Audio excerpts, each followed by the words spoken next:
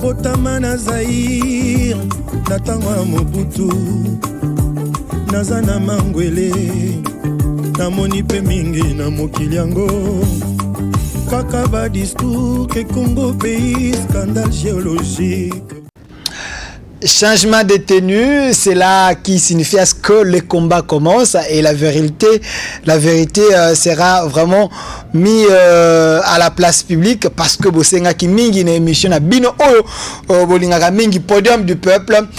Vous avez compris que c'est un salon, plutôt c'est une chambre tozo yamba batu nyonso pour venir vous parler bino peuple congolais. Sur ces plateaux, toza bongo na mwana mboka bolinga mingi na émission podium ma peuple walinga koloba mingi bosolo mwana mboka Gabriel Mokia azana biso elongo mwana mboka mbote nayo mbote journaliste mbote pe bandeko na bandeko yanga ya libota nyonso tu mbote. To rappeler que Ozali président ya MDCO, mouvement des démocrates congolais, Ozala qui bongo candidat président de la République au même titre avec Félix Antoine Tshombo Tshisekedi Fayulu et les autres. Aujourd'hui, vous êtes à côté du chef de l'État, Obenga mingi mwana ya vieux, ozako soutenir ye na ba moment ya participer à Bisengo. Est-ce que okomo ka posa ko tika te parce que bato bazako loba ete onde bozoko ka lisusu te yo kotika ete nani to kokata naki koluka mbongo epa na Tshisekedi bongo apesinga mbongo te siko natika bato bayaka na ba intérêt epa na mutu nde ba mona ka balembi ne yake mais biso to ko vanda boti 5 ekoki ata to zui rien to ye na ndenge na biso ko bunda bitumba ya Kongo to ye loko te poto tika na otika ya salinga ni même si on a salé les camps, na ko fana ni toko bongis. Défense aux 8 justice aux 8 bon na équipe pour la défense. Na équipe pe Tshisekedi pour la mbongo pour la défense. Pour na ba poste. Dès le premier jour na mi prononcé que na ko soutenir mwana ya Kulutu pour un vrai congolais. Bon eloko wana na moni ko bino bozo bosa nango ya. Kalimola la ba congolais ba lié ngai na ba bien matériel te. Moi j'ai commencé à avoir les biens matériels depuis 1977. Et belo ba osala ba bota makite pe mosusu bazaki na ba classe kolienga na ba bien matériel te moi je suis pas enamoré moto mota ko mona nga na ye pa na ye lukiranga ba bien matériel sauf changer de monnaie na bi depuis mbongo na kozonga sobo oui eza quoi banque mais en dehors de ça na ye pona kolukelo oni mais soki na biso ba intérêt na nga eza enjeu protéger nga ba intérêt na nga ça c'est normal, c'est un état de droit. Mais toi l'intérêt na yo ici qu'on appelle la raison exact mais akutinga na raison c'est akutinga na zana ba tort bon na bise balusa tort wana na raison elle mo pe faut botala rappeler batoni ni oyo bilo bozana bango na mboko nga na za juste pe na kotika la juste na kelaka ba problème te parce que na zabwe non bakanga kinga na ke na prison na tunda eso mona ki Tshisekedi ataki mutu neko tunda ya kasendo bake ta kolongwa to moni pa longwe akanga kinga na ndenge ya lokuta ndenge na komi na ministre la finance ti ya kolongwa c'est pas mauvais sort to komi na ba magistrat ya conseil d'état ti ba kolongwa parce que au moni bato les hommes justes sont toujours protégés par Dieu. So mutaza juste au sambela nzambe na ndenge ya juste kolingate obundisaka epo nzambe akobeta yo to sola masolo yango to beta masolo ya justice ya banda kuna yo to moni mwanyamunya moikomi ba dossier bunge zo mona na te état de droit ngo komi ko pona bilongi to te yango to beta masolo nango to beta pe masolo minembo ya parce que bato le bete boteki mboka bino boyena pouvoir Tshisekedi akanisa ka bongo te mais to moyena époque na bino ndenge minembo komi ko kende yo ko pesa biso version de fait na yo to ko le pe makambo social parce que bolaka pe social ba congolais mais mwana mboka na boulevard wana to mona ki mingi zaki yo oche pancarte munene elongi ya Félix Tshisekedi mais to landi pe a aussi ba adversaire to na yangai moko pe na coin to moni FCC pa pe na boulevard wana onde pancarte pe akabile ko mata munene landa ba yesi ko ba ko comprendre beauté et bonheur ya mokia ngana za toujours balanda nga toujours banda kala je vais le guide na baka to critiquer Laurent Désiré Kabila ena ba Rwandais to bandi ko critiquer ti lelo ozomona nde makambo ngwe bibi ngai naza mutu moko juste soko lingo vivre na ngai zala juste soko za juste te ngano to kabwani c'est comme ça depuis mon enfance bango basombi bete ata basombi za mbongo ya leta bango baswa kala siko bani ko bimisango babimisa na élection babimisa population ile ba mbongo na bako c'est le regroupement ezaka na mbongo na FCC bien organisé na mbongo ya leta mais bakozwa ka pouvoir te ata ba na tricherie toko bloquer tricherie yo kaki ministre environnement tabi bazo travailler pour na retour à Kabila en 2023 Kabila yemoko il va se gêner pour alba makambo à retour. Il est sénateur en vie. Agotika siko poste wana. Constitution lobindi ngo sénateur en vie otiki sénateur non en vie. Wana a commis rebelle. Sénateur à vie. Soka aye un esprit à rebelle to kangi. Oh. Hein. Soka meka ko ya un esprit rebelle to kanga. Ye muta to saka constitution. OK bon.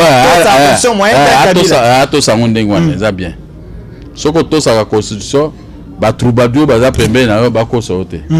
Bongo bango baza na force te ya kwa ko se présenter na candidature na bango na élection balimba ponaka moto azaki kwa Kabila asala ba loi kuna na parlement eno ko lukaso mindondo mususu azonga ndenge eza conseil au président atikala na eloko nini yango ya bosani bango bateka nini bateka ba minerais te bazonga na pouvoir te mais basi bateka na ezalaka na 16 ya bino comme na 20 na moni batu musu batika ki dollar na 18 19 même so lingo somba carte bakoteke lo carte na 18 batika dollar na 16 wa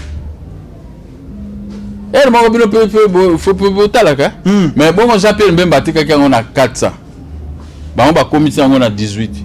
Siko ko beloni. Voilà, mwana mboka. Wana lobite hein. Oza ko banga ba adversaire te. Nazana bango te, ngana skel bobele journaliste. Jape batika ki ngo na 400.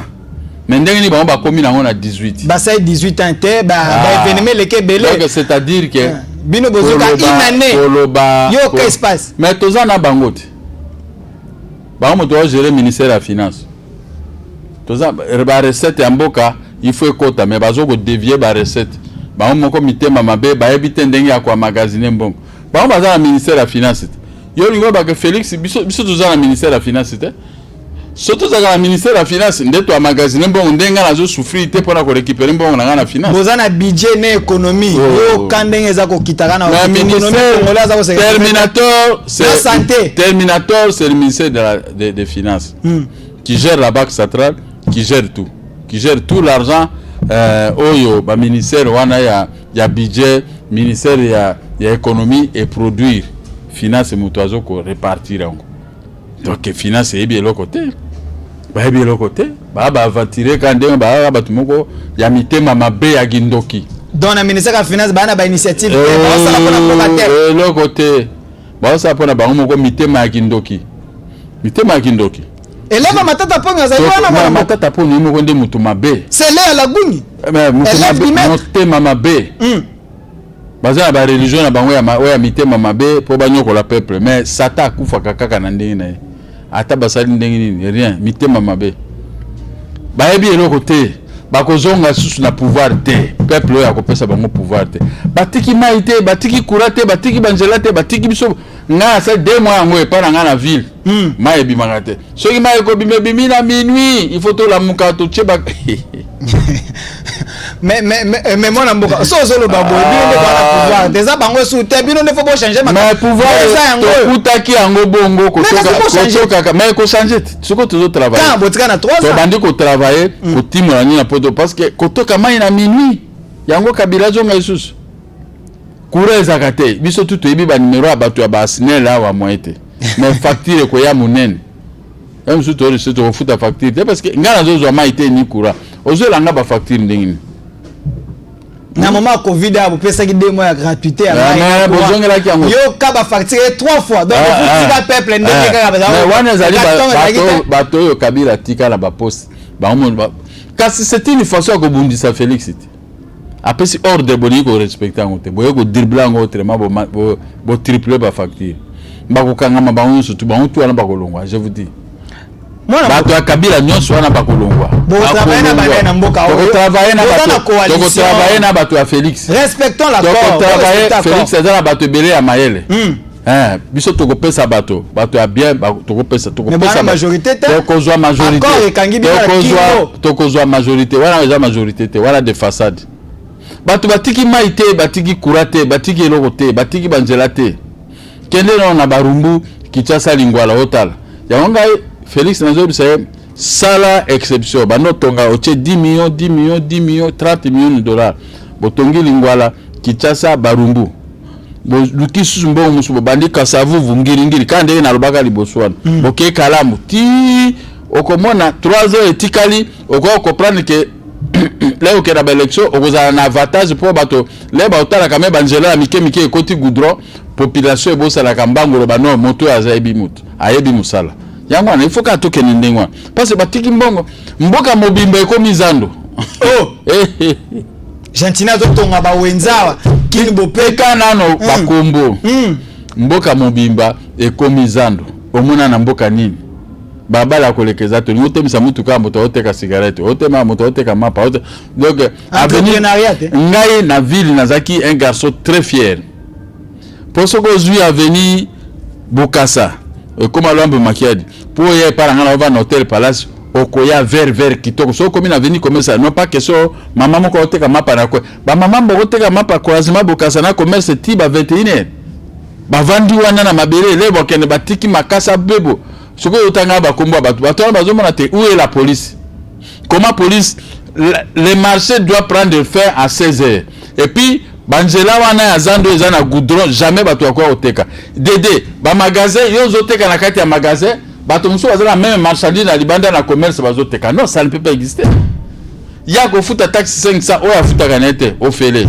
Asisika kangia tiki matiti alake. Comment beaucoup gérer mboka leta wana? Parce que tant que bino cash boye bozui ba marché malunga bo pesi jamal bozui kaka ba étranger de basinga ba contrat ba petit peu nazo gérer ville FCC kaka FCC mutager gouverneur a Félix Gentini gouverneur FCC ya FCC mais il y a pouvoir en place mais ce que pour ba foutre bon na ministère de la finance ministre de la finance a kena ba état généraux na kingakati ba pro oyote mokiate oyote balongoli ba kombo. C'est Félix Mutassara bon. Oh. Ah. Donc il y a des gens qui travaillent contre. Il y a des gens qui travaillent contre Bolam, il y a peuple. Ah, pour Félix Yakoya. Mais Félix a raisonné 1000 fois à quoi mettre fin à Makambouan. Il faut mettre un homme qu'il faut, qui a un bon cœur à la place qu'il faut. Pas comme côté adversaire n'a pas mené au vide ici. So ka bamonye lungilanga na finance au moins net ba bambanga mabanga babiondo le ka munoko mingo cha bango mal à l'aise na diplomatie na finance pour na kolanda dossier na ngai avec gentillesse boyambinga et tout ça na elio monoko. Moi je vous apporte que les dossiers, je parle que des dossiers na koloba makamu na ngai te tango yo kocho moni mwa mbeba kuno kolobela ngona TV mbemba di na mona na koloba mbeba okwa bazofuta ngate nde na koloba bazofuta ngate. Quels sont les défauts ezana kati ya dossier na oyebisanga comme ça na total ango mais défaut exacté to bundila ba makambo ba défaut ba dossier za clair ba kutaki ango bazofuta yo sikoyo ye oche sikoyo mondelo sikoyo bato ndenga na bazo sala biso bato ya Félix Kanai est-ce que ba ko permettre que nani président de la République a longa ba baza na besoin ya kweya ezana bato bana mauvaise foi mauvaise foi ya kindoki akoya comme ça ba que nous Kabila ba na ko zongisa mais Kabila Jeremboko dans quel état Tikimboko l'état moko catastrophique. Mais vous avez un premier ministre expérimenté.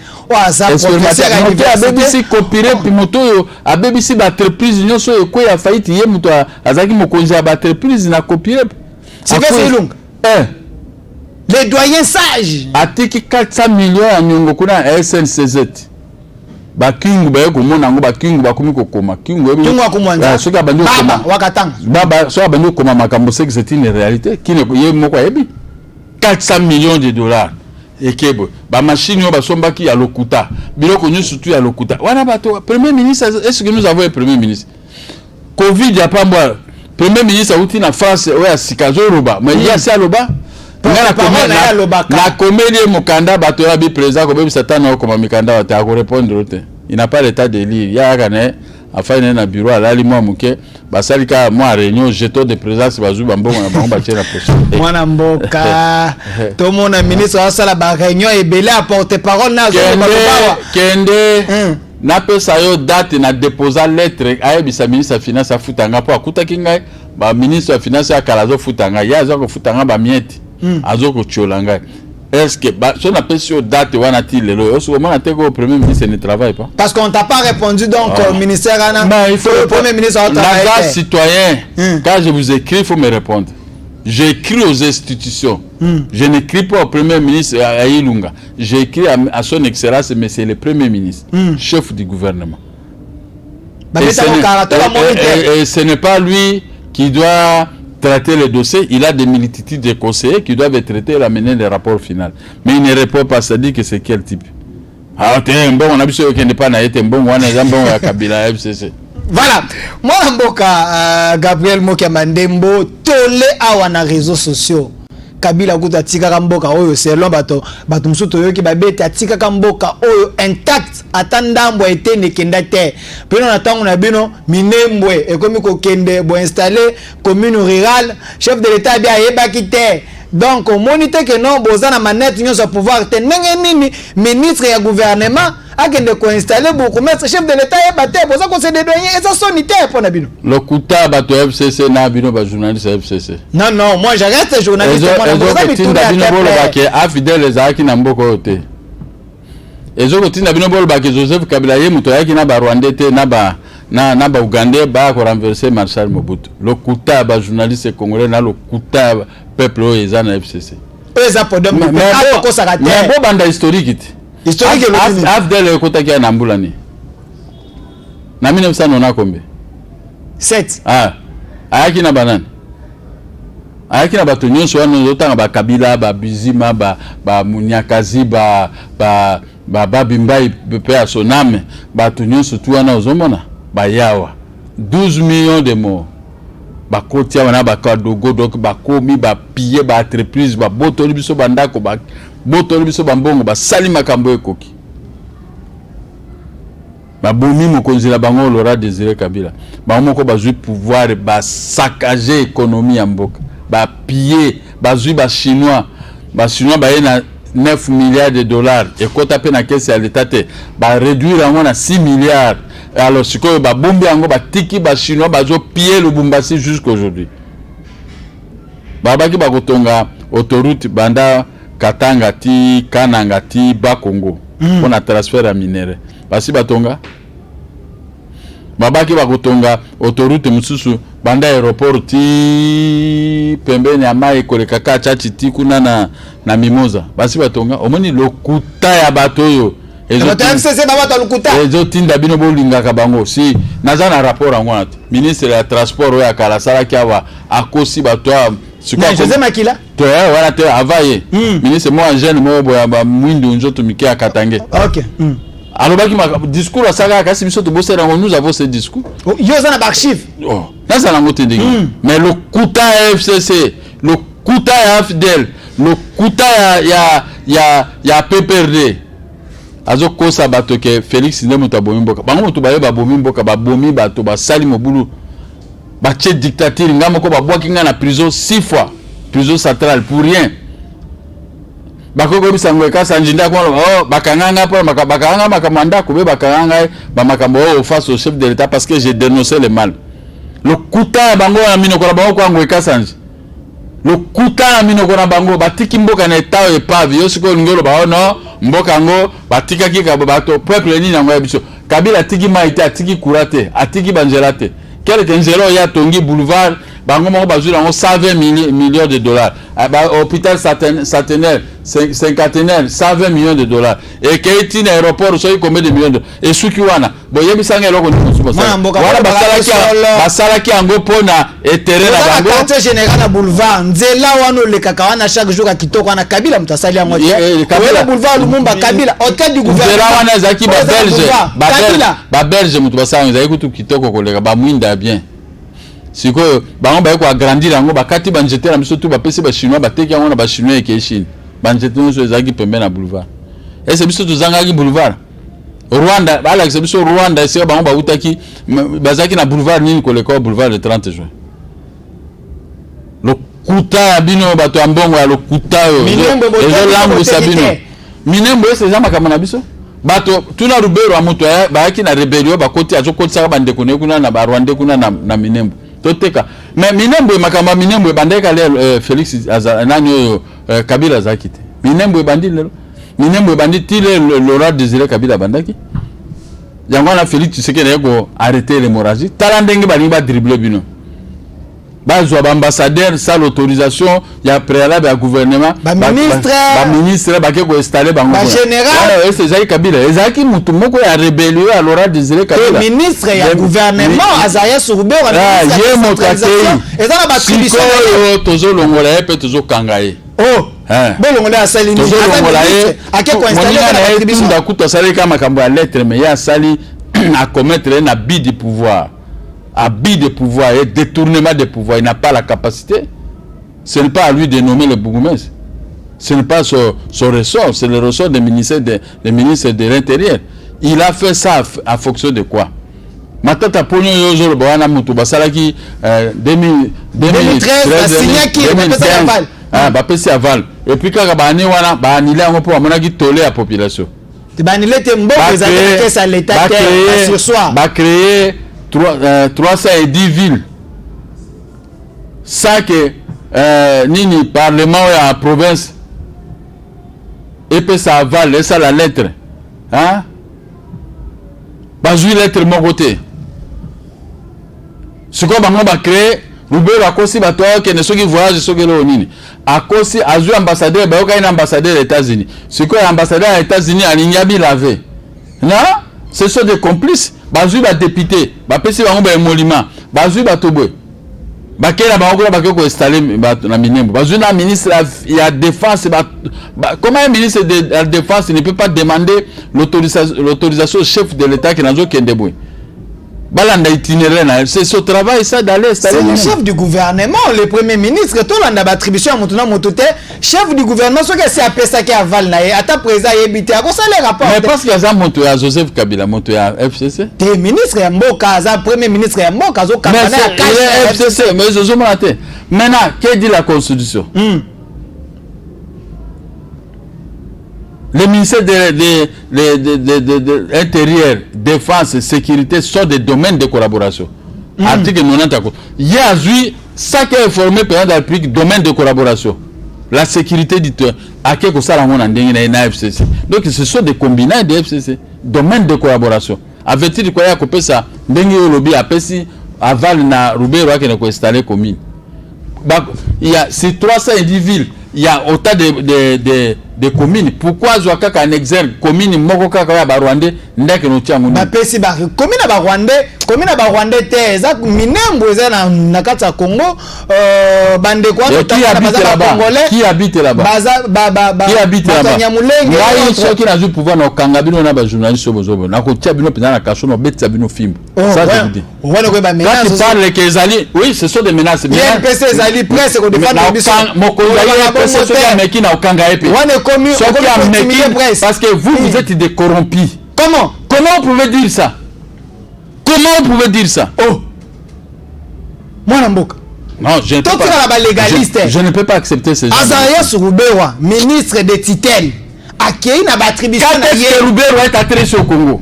Ce n'est pas avec la révolution des biens matériels de l'AFDEL. Il a étudié à Lubumbashi avec bourse et Mboka Nabango à Rwanda. Averti de quoi il est congolais? Oh, douter na non, douter la montée, mais averti de quoi il est congolais. Pour être congolais, il faut qu'il y ait un ministère et la justice. Il faut que son nationalité, qu'on a cité, rappelé les conditions. Il y a la condition, il a rappelé. Il est né au Rwanda, Ouganda, Burundi, Kuna. Maintenant, il a étudié avec bourse et Mboka Naye. Averti de quoi il est devenu congolais? Avec une arme dans la main. Cimenté par l'article 192, je crois, il y a condition de transition. Alors, maintenant, peuple congolais a fait la mise. Les Rwandais au Rwanda, vous ne pouvez pas venir devenir des ministres ici. Et puis, bateau a pouvoir dans le Congo. Il faut écarter cette hypothèse-là.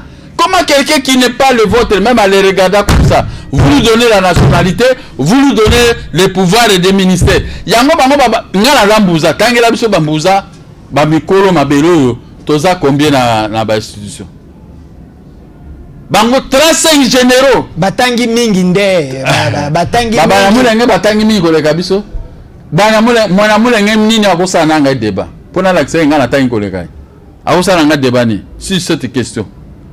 pour on ça la débat quand on a bande kolanga congolais. Bah expertise, une expérience c'est parce qu'ils ont amené leur expertise, c'est une arme à la main. J'ai demandé au président de la République, donnez-moi aussi cette expertise. Moi, je vais vous montrer la vraie expertise. Tous ces gens-là seront reconduits chez eux. Il faut l'inambo en avant. Et maintenant, ce sont les Congolais. Ce sont les Congolais. Basons nationalité collective. Est-ce que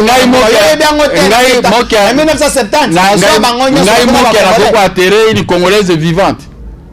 Mais il y a une Rwandaise vivante. C'est ça la différence. 1970, Mobutu a passé la nationalité parce qu'il était envoûté par Bisengimana.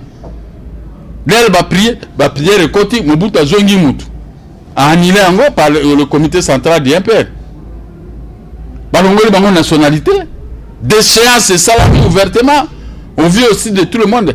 Les Rwandais étaient ici que les petits vendeurs de petits mécaniciens, c'était la plupart des mêmes mécaniciens.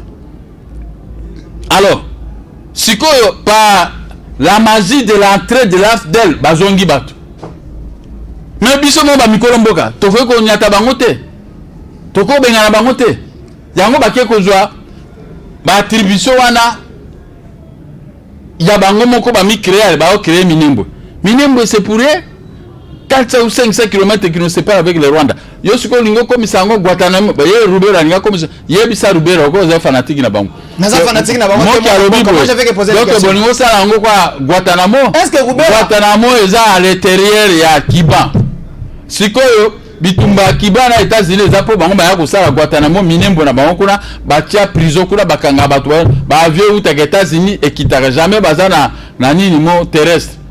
Sikoyo baningi Rwanda Kagame ya olala na Minembwe na okangaye. Mais mwana mboka na landia wa mwana mboka Frank Diongo alobi ete azo porter plainte na Chibala na ministre ya kala ya intérieur Mova pe na Rubewa ndenge ba signeki nini wana 2018 et en concrétisation du moment que na conseil des ministres balobelaka yango te. Est-ce que bon monite que ezali mais appuyer ce que vous avez vrai congolais appuyer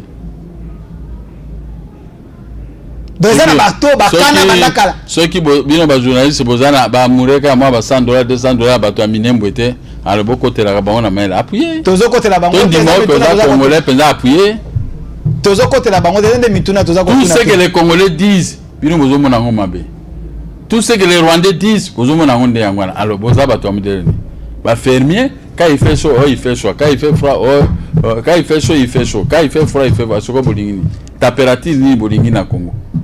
Minembwe balobi ete po ekoma commune il faut na 20 000 habitants mais wana etali biso ba congolais wana etali moteur rwandais te aya kopesa biso exercice biso toko sala pona biso toko diviser giseni te toko diviser ba ville na bango te ba vanda na ba ville na bango nde balingi ata balongoli yango ba commune yango na sanza to mona ka Rwanda ezalaka ba kenda na sanza mais batika boya biso tranquille. Mais bon chaka une commission ba scientifique ba ko sala ba étude ba tala so ba nyamulenge baza ba congolais toté parce que parité bazalaka avant indépendance makambo scientifique ezate basi ba kufa ba soki bazalaka wana yo kono bota mandelo bio komi congolais c'est pas des congolais ils doivent retourner chez eux mais babali ba congolais président de la République il faut fungula couloir baba ndo zonga ndenge bayaki bayaki ndenge wana il faut bazonga pa na bango il faut pe ba congolais boza pe na ferme décision ferme volonté ya kolinga mboka na bino Lumumba kufa pona yango. Vous n'avez pas le droit de vous laisser faire n'importe qui vient vous recoloniser ici. Quand un Rwandais est à la tête d'une institution, tout le monde l'obéit. Mais quand un Congolais, on n'obéit pas à Congo. Et yango baloka bino. Tala Félix mwana mboka aza na tête ya mboka bokomi ko bundisa ye. Bozata na soni moko te. Bozo mieux que la table mawate. Eza accord na bino bosia te ndenge ba balobi. Accord na bino wana makambo ya accord, na yebi makambo ya accord wana te. Bozata na mawate ke mwana mboka yo aye. Moyebi te dans quelles conditions il a accepté tout ça. Parce qu'il a sauvé mboka zongi sa légalité na kati ya Congo. Il y a des sacrifices.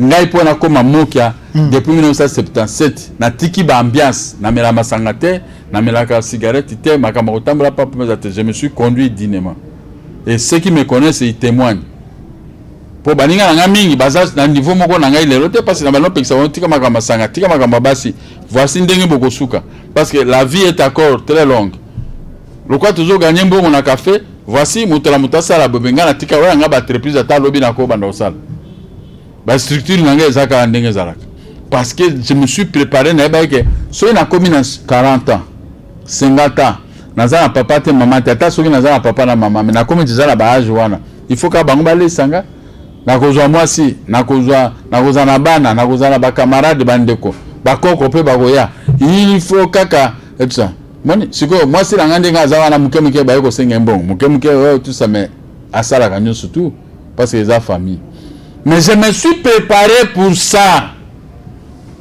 bisope il fallait to mi préparer na mboko yo tozaki 400 000 habitants na Kinshasa tokokoma 15 millions. Donc il faut une structure ezala. Mais on ne s'est pas préparé, on était que dans l'ambiance. Maintenant, la population est en train de peser. Bano bazobotama tous les jours. Yo uto bala siko to ko taper wata 5 ya fort moni ba kotonda ba mo pe ba ya obakis. C'est comme ça qu'on peut gérer. Yango mobuta lobaka gouverner c'est prévoir. Biso to zo ka net simple slogan. Non? Et ça c'est simple slogan te. Mobutu a créé Inga 1700 kW. C'était pour alimenter presque le Congo. Maintenant, les gens, les Congolais, les hommes disent oh non, ça ce sont des réalisations de prestige. Dans ce débat,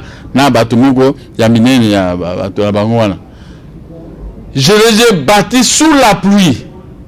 Nalobi, yo bali mwasi, ozwindako, ozo tongandako moko na chambre moko be deux chambres. Toi tu crois que ndako wana so bosali 3 à 4 à 10 ans. Moi si on a gobota bana, au comme na 5 ya fa bobana là ba na chambre moko, mais nous le faisons par mégarde. 1700 kW. Il fallait quoi ajouter, ce ne sont pas des réalisations de prestige parce que à un moment les affaires que nous aurons, il faut créer des industries. Les industries auront besoin de l'énergie électrique. Donc les 1700 kW allaient servir maintenant pour l'ensemble du territoire. Et ils ont pris ça, ils ont commencé à vendre ça presque partout. Maintenant les autochtones que nous sommes, nous manquons l'électricité. Nous vivons aussi base de promesses. Non, mais ce que nous avions, ça devait servir au peuple congolais.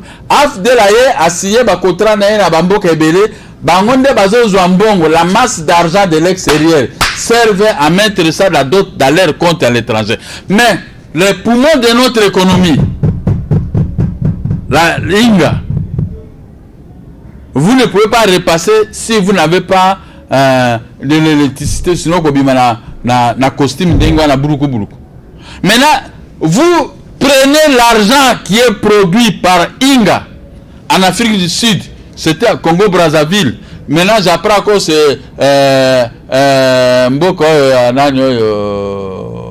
Égypte et partout les pays limitrophes. Ce que vous récoltez comme argent, ça n'entre pas dans la caisse de la SNEL. Mais vous êtes des escrocs, vous êtes des voleurs, arrêtez. Maintenant, disons, courez que Singapour, non. Courez que parce que les courants que vous vendez, l'argent que vous récoltez, devait servir à l'achat de câbles.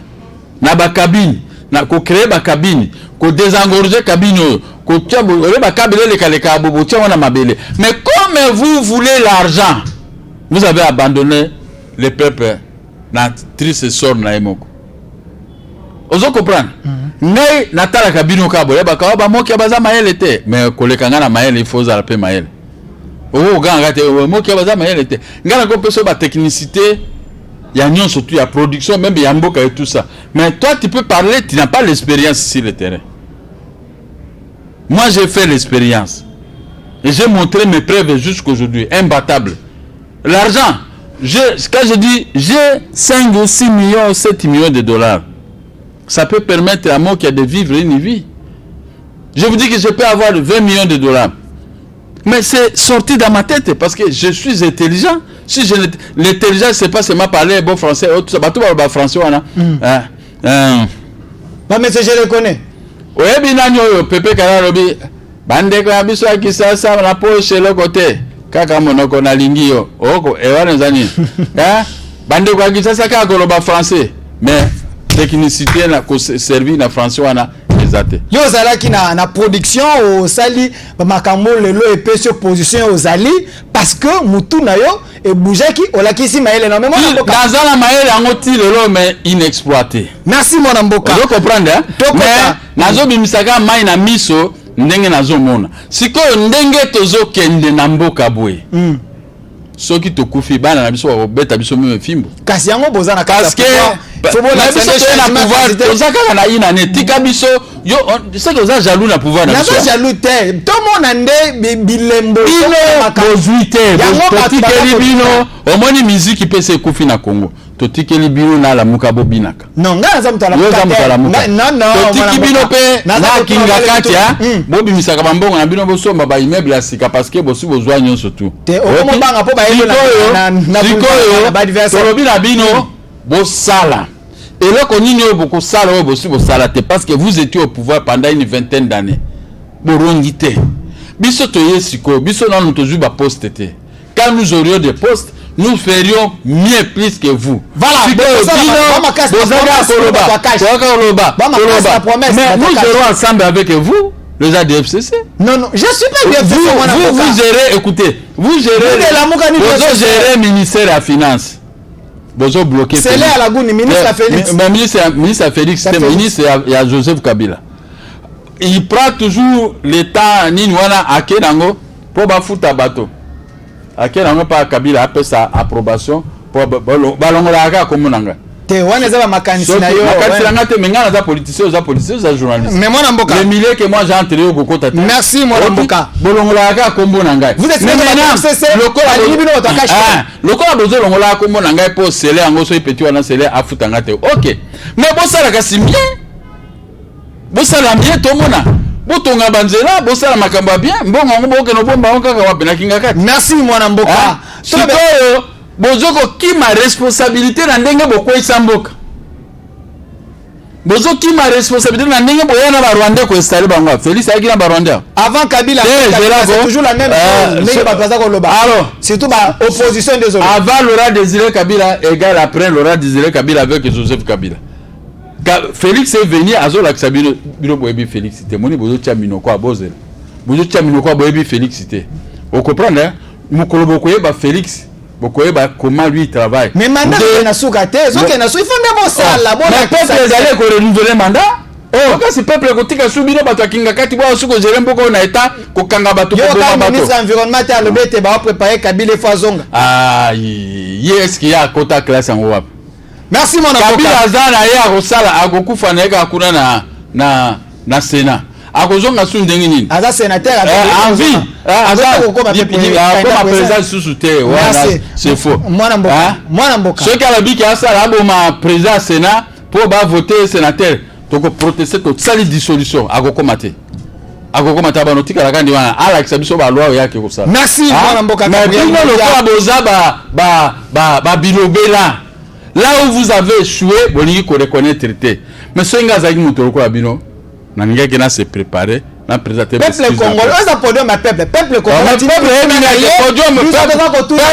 binani kolekanga yawa peuple binani kolekanga donc so ki to bimi na libanda wa omona ngala zoka bambote na lembi na yebi yango moi na yebi mais moi ko yo ngai nde so na vandi na zolo ba peuple no so ba vandi ba tondi na ba télévision libanda ba yebi que vérité zo bima na munoko ko zo bi sa peuple de Félix a kosala malamu mais ça sali déjà moko annulé makambo minembo akobenga Nazarias akanga epe tokotuna ye osalaki fraude au bopole abi et détournement de pouvoir notez le kwana abi et détournement de pouvoir oza ko pesa et puis tokotuna epe nationalité oza ko pesa même ça na la république olobaka makambo tunda ya senda to mona ya longwa o bandibo to mona Nazarias ya longwa te lingi boto FCC ba travailler te pona nini évoluons. Dossier na ya bandako mwana mboka olobeli biso j'ai récupéré j'ai fait oh Félix oh yeah justice oh yeah mais justice ango to moyo lisusu okomi kaka o macho kiti o dossier bungi justice ango échanger lisusu mais wana tuna vunda out comment BCC na ba déposer requête ba notifier biso et comme le dossier mate pas ministère public requête RA 243 ezomonanate babombi yango na bato avundwa oh ah babombi yango siko ministère public est dans les capacités à examiner dossier kasi mafia baba kasi ba requête la montaire que basali wala ba monya ko na kati kuna heureusement biso za na copie ba notifier inga biso to ko déposer to ko zongisa ngo ba matisa ministère public il faut examiner mais ko la vide parce que so ko za vide kuna original les alités ba ko examiner ngo parce que eza na caché à réception to type original on peut pas négocier ça original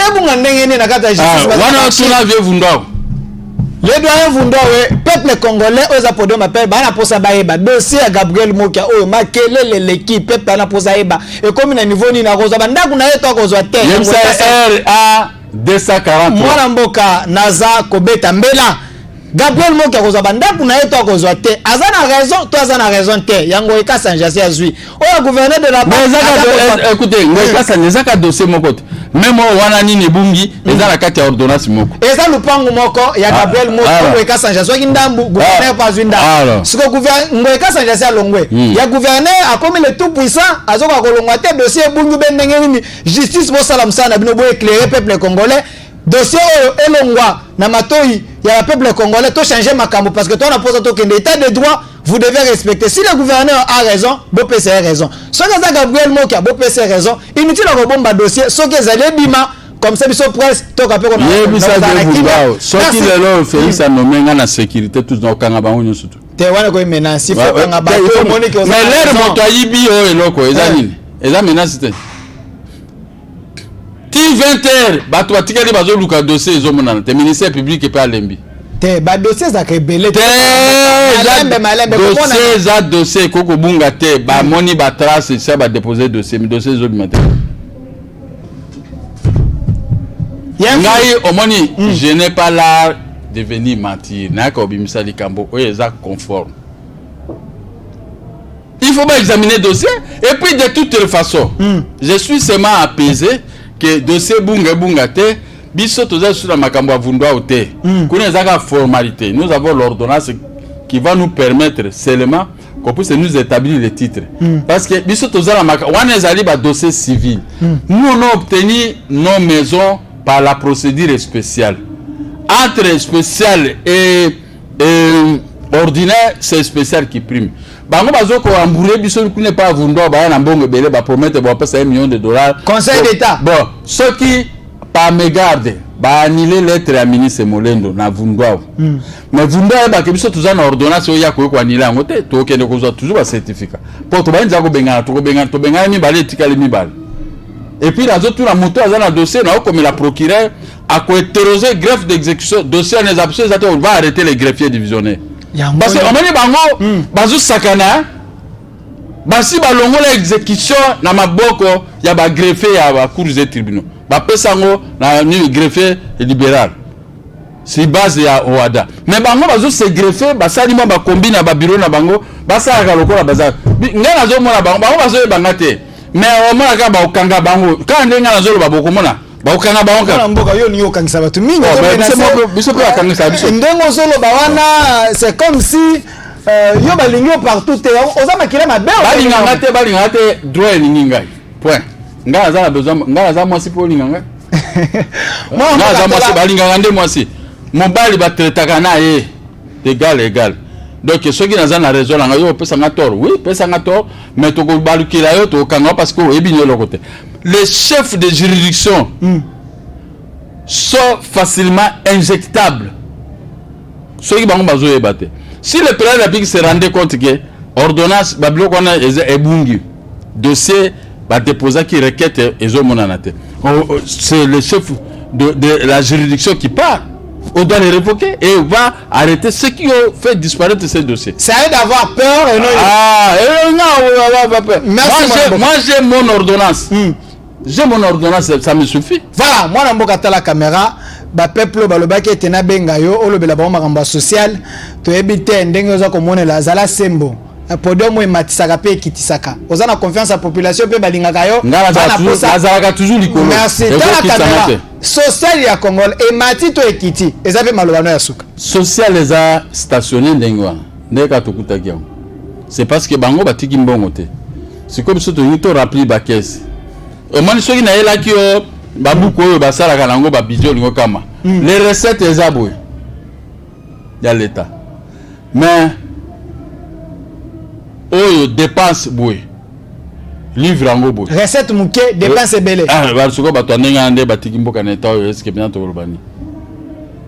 Recette boy. Mais bazo pona ba lia bazo lia boy livre a boy. So na simbi livre wana ezabwe.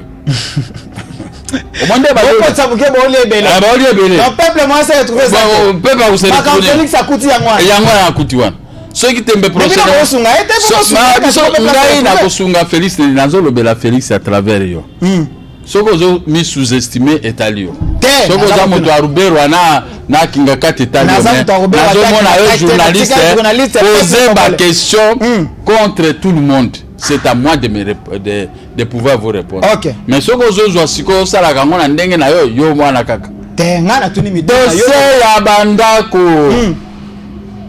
C'est ça le social. Si j'aimais bien, mes sociétés seront ratables. Na bana ko engager ba population. Ndenge na zaki na bango 250 300 et quelques. C'est déjà beaucoup pour une société. Ce qui aujourd'hui 50 sociétés ça ba 300 personnes et diminuer chômage. Ba mususu ba bimi susu 1000 sociétés. Quand on a ba petites et moyennes entreprises, ndenge zaka 6000 sous Mobutu. Mais si ko ba mbongo eza bloqué pas serré à la goule. Ya la gouni. Ya la gouni. Ce qui kombo ngo pe ndenge ni motema. Ya grand équateur. Soko moni motazo bundisa aza sunde konote. Po ngande azabo na tikala ko bundisa na obundisa moluba te na obundisa mongala te na obundisa motabandundu te na obundisa mokongo te na obundisa moswahili te parce que wana tu baza bande ko nanga mais soko moni moto moko ngaka abimi akomi ko bundisa yo vis-à-vis na ba droit na yo c'est ko wana za ndeko note wana za ennemi mais loko za ennemi abo sa te ngape na za kuna na centre sika Félix za biso de tuza na ordonnance toko atuna tunda wakasen to bengana kit.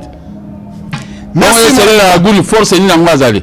Attaquer kinga kat soki to ini akokota te. Alors pour des raisons pour des convenances personnelles. Convenances personnelles. Moi Namboka, vous devez aimer tout le monde. Moi j'aime tout. Petit à petit l'oiseau fait son nid. Félix a balisé chemin. Azana biso makambutu toujours sala. Toujours ko apporter marmite pour marmite ou ne servir na peuple congolais. Nous ne sommes pas là pour le flatter, nous ne sommes pas des flatteurs, nous ne sommes pas là pour lui demander de l'argent, nous sommes là pour que les droits soient appliqués dans Moutonion. Surtout, le peuple a trouvé, moi, guerre de cause, le peuple a joué ça, peuple a joué Makamboa bien, le peuple a mon banzela, to sali ceux qui deux mois dans Zakala maïté nanda kunangai. Okotia katini wana na nini kuna na robinet titi ina di matozo bizo longwa opo otoka mama est-ce que ce monde moderne ceux qui ngana na satre vie nazo vivre bo baza partout là na Kinshasa bandi kolanga mais bazo kufa 4h du matin moi c'est qui qu'on embête le ba Mobutu ake no toka kama mais so ba violer.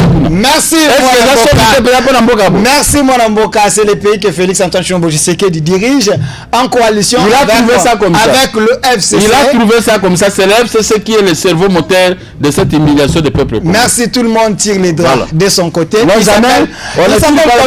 Quelque chose qu'on a trouvé de palpable. Et vous, les gens du FCC, vous voulez vous déroger de cette FCC. Je reste journaliste. Moi encore tu n'es pas journaliste, tu es du FCC, tu es de la Mouka. Alors moi, je vais commencer maintenant à te combattre.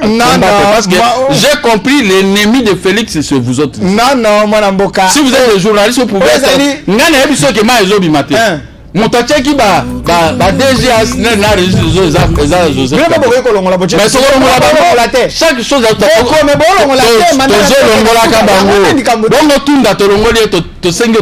merci moi Mboka.